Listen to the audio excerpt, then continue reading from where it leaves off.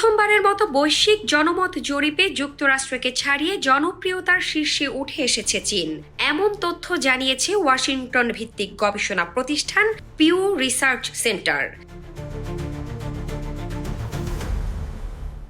৩৬টি দেশের ৪২,০০০-এর বেশি মানুষের উপর পরিচালিত জরিপে দেখা গেছে ২৫টি দেশের মানুষ যুক্তরাষ্ট্রের তুলনায় চীনের প্রতি বেশি ইতিবাচক মনোভাব প্রকাশ করেছেন।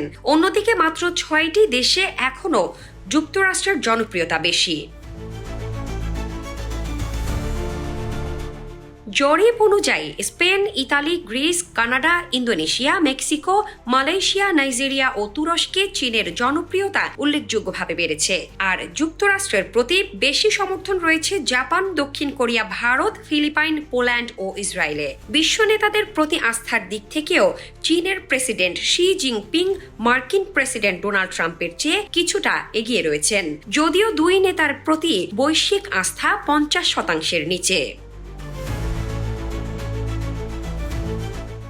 গবেষকদের মতে এই পরিবর্তনের অন্যতম কারণ যুক্তরাষ্ট্রের পররাষ্ট্রনীতি। জরিপে অংশ নেয়া ৭৫% মানুষ মনে করেন যুক্তরাষ্ট্র অন্য দেশের অভ্যন্তরীণ বিষয়ে অতিরিক্ত হস্তক্ষেপ করে। চীনের ক্ষেত্রে এই হার ৪৫%। চীনের রাজনৈতিক ব্যবস্থা নিয়ে সমালোচনা থাকলেও বেইজিংয়ের তুলনামূলক স্থিতিশীল পররাষ্ট্রনীতি এবং উন্নয়নশীল দেশগুলোতে ধারাবাহিক অর্থনৈতিক ও কূটনৈতিক বিনিয়োগ বিশ্বজুড়ে দেশটির গ্রহণযোগ্যতা বাড়িয়েছে।